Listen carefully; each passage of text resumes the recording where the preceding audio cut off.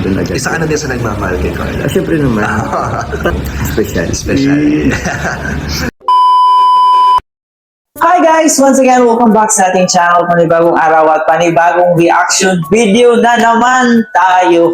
So, ayan guys, no, bago natin simulan ang reaction video na to is gusto ko lang sabihin na sobrang napakasaya dahil yun nga, may mga bagong videos na naman ng Jomcar na umaabot ng million views. So, nakakasaya lang isipin no, na talagang ang daming mga supporters, ang daming talagang nagmamahal dito sa Jomcar. So, ito nga yung part 17 at saka part 38 guys, meron na siyang million views. So, napakasaya lang natin, no? And yan nga, sa kabila ng mga pambabash ng Jomcar and sa kabila ng mga negative comments, lahat naman ng babash, marami pa rin talagang nagmamahal sa Jomcar. So, ayan, kikita natin na talagang umaangat pa talaga hanggang ngayon. So, hindi talaga nagpapatinag itong Jomcar, no? So, ayan, congratulations po sa lahat ng supporters ng Jomcar. And of course, sa lahat ng supporters ng Kalingap. So, ayan, napakalaking achievements kasi meron namang million views ang Jomcar. So, ayan, sa lahat ng mga upload ni Kalingap Rob, guys, sa lahat ng charity vloggers, so, supportahan po natin sila. And ngayon, guys, no, may nakita akong interview. Galing ito kay Kalingap Dan. So, in-interview niya si Kuya Jomar Vlog. And ito nga ay tinanong niya dito si Jomar, si Kuya Jomar, kung kamusta na ba yung puso niya, kamusta na yung Jomcar, kamusta na silang Carla. So, malalaman natin ngayon sa interview ni Kalingap Dan. So, isa itong fast talk, no? So, ginawa ito ni Kalingap Dan sa kanyang channel. Ayan, huwag kalimutan si Kalingap Dan, guys. I-support po natin yung charity vlogger na to. So, marami na rin siyang mga natulungan. And yun nga, masaya tayo kasi mas dumarami yung mga taong nagiging charity vlogger. So, mas marami, pag maraming charity vloggers, so mas marami silang matulungan. And napakasaya lang na maraming mga tao na talagang handang tumulong sa kanilang kapwa. So, huwag kalimutan si Kuya Jomar Vlog at saka si Kalingap Dan. I-support po natin yung charity vloggers nila. And of course, sa lahat po ng mga charity vloggers like Kalingap Edo. So, lahat-lahat sila. Supportahan po natin yung channel nila. So, alam mo, excited kayo. So, ito nga, in-interview no, si Kuya Jomar Vlog ni Kalingap Dan. So, marami siyang mga tinatanong dito. Kamusta na yung pagmamahala nila as a friend. So, kasi hindi pa naman sila talaga officially si Jomar at si Carla, so hindi pa natin masasabi. And yun nga, napakasaya natin kasi natapos na yung pabahay para kay Carla, so talagang napakalaking blessing ito sa kanilang pamilya.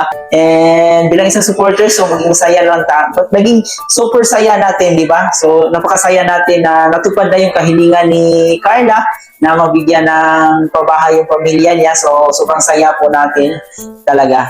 And ika nga, di ba, one Kalingap, one family. So, dapat maging masaya tayo sa narating at saka sa dumating na blessings ng ating kapwa. So, dito sa interview ni Kuya Jomar Vlog, buong nagpapasalamat ito sa kaniyang mga blessings na tanggap niya, especially doon sa nag-sponsor sa kanyang sasakyan, sa mga nag-donate, sa mga nag-sponsor, sa nagbigay. So, buong puso siya nagpapasalamat doon kasi napaka-laking tulong po yun, lalong-lalo na siya ay isang charity vlogger. So, may mga gamit or may mga dapat itulong. So, kailangan ng sasakyan. So, napakalaking tulong po sa kanya yon. So, nagpapasalamat siya dito. And para sa akin guys, lahat ng mga blessings na natanggap ni Jomar, no? Sa kabila ng mga pambaba sa kanya, sa kabila ng kanyang mga negative comments na nababasa niya sa kanyang comment section. So, hindi pa rin talaga, may awa pa rin talaga yung Diyos kasi talaga marami pa rin nagmamahal sa kanya, marami pa rin sumusuporta sa kanya. So, ito yung nakikita ko kay Kuya Jomar, no? Kuya Jomar Vlog na talagang posibido siya sa kanyang pagiging charity. And napakabait na tao kasi yung iniisip niya, yung kapakanan ng ibang tao. So, yun yung nagpahanga sa akin sa kanya kasi talagang kikita mo sa mukha niya na sobrang matulunging tao ito si Jomar. So, para sa akin, deserve naman niyang maging masaya sa pag-ibig. And I really hope no, na magkatuluyan na itong dalawa na to. And pareho naman silang single. So, why not, diba? So, i-push lang natin guys hanggang saan itong pag-iibigan nila. So, hanggang saan yung panliligaw ni Papa Joms kay Carla. So, sana hindi talaga ito hindi susuko si Papa Joms kasi nga sabi nga nila and yung tunay na pag-ibig talaga ang pinaghirapan yan. So, alam ko excited na kayo guys mapanood itong interview ni Kalingap Dan kay Kuya Jomar Vlog. Pero bago ang lahat, syempre huwag natin kalimutan, suportahan yung pinakaama ng Kalingap, si Kuya Bal Santos Matubang, and of course, si Ate Edna Vlog, and higit sa lahat, si Kalingap Rob at si Jack Matubang. Suportahan po natin yung mga charity vloggers, Kalingap Boys, at syempre yung Kalingap Angels, lahat ng partners ng Kalingap. So, ayan, supportahan po natin sila. So, eto na, mapanood na natin yung interview ni Kalingap Dan. So, eto na, let's go! Ngayon po ay papasok na tayo syempre sa joke part. Papasok na tayo. Ano pala ang masasabi mo sa successful ribbon cutting at napakagandang bahay ni Carla? Siyempre, congratulations unang-una kay Carla. Sa buong pamilya po ni Carla, congratulations. I mean, hindi madali yung pinagdaanan lalo kay Carla. Pero, yung tiwala naman na binigay niya sa atin, andun, yung effort na binibigay niya, although, isipin mo yung Kalingap Dan, buta na pagbablog, nag-ano rin siya tawag niya, nag-aaral. So, medyo magulo. Ay, hindi naman total magulo. Medyo, yung time management talaga kailangan meron ka nun. And na-manage naman kahit paano ni Carla.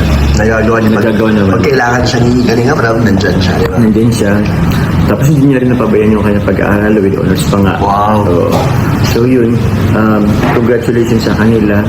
And deserve din naman talaga bro nila.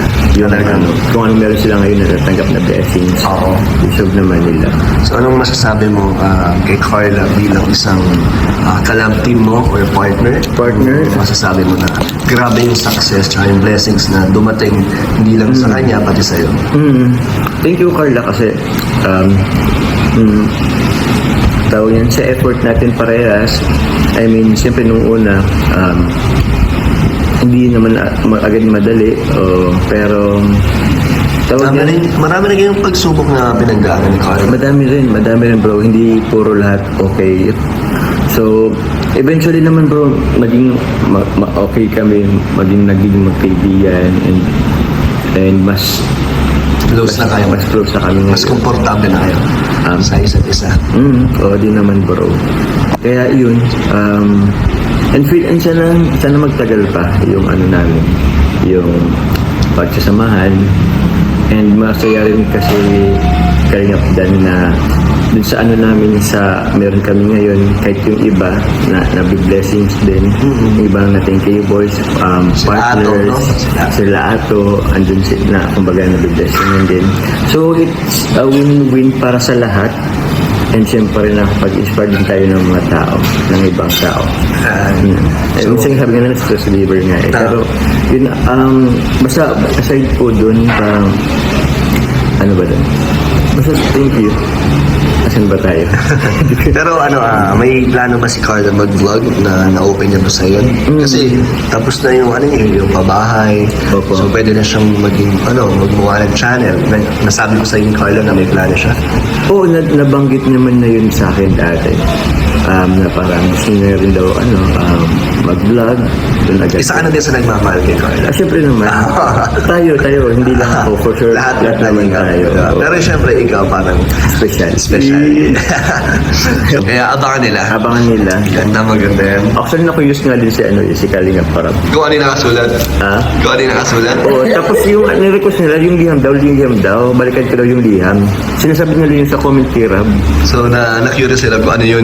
Na-curious si Rab kung ano yun. Kaya yun. So, alam niya na kung ano yung sinasabing liham. Sabi ko,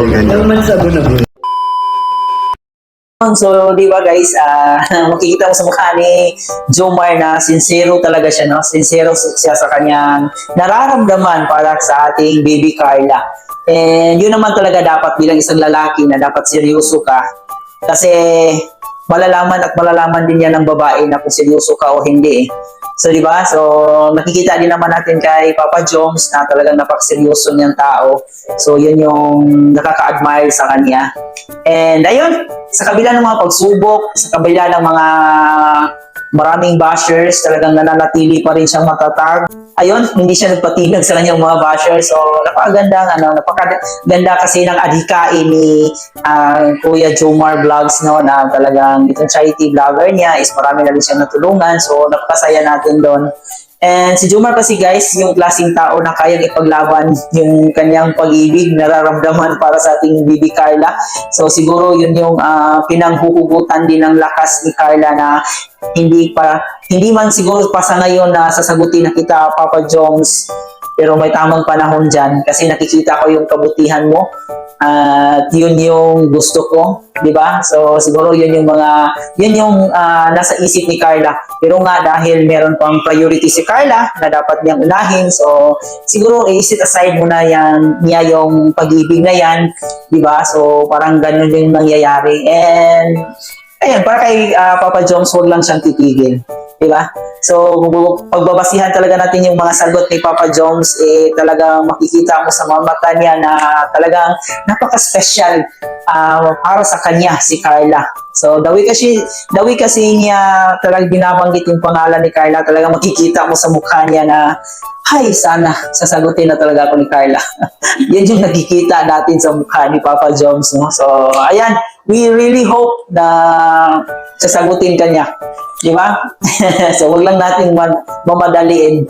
And napakaswerte din naman ni Carla kung sila yung magkatuluyan dito kasi tulad ng sinabi ko, napakabait, napaka-responsable, napaka-family-oriented at bukod sa mahitsura na talaga namang diba, package na si Papa Joms para sa kanya. And maraming mga supporters naghahangad na talagang magkasila na, di ba?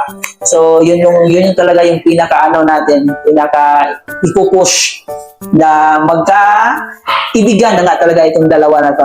So, I think yun lang guys, doon lang tayo sa pinaka-positive vibes ng ng topic na to. So, doon lang tayo mag-focus. Kasi sa buhay natin may mga may mga pagsubok talaga minsan. And mag-focus na lang tayo doon kung ano yung masayang bagay.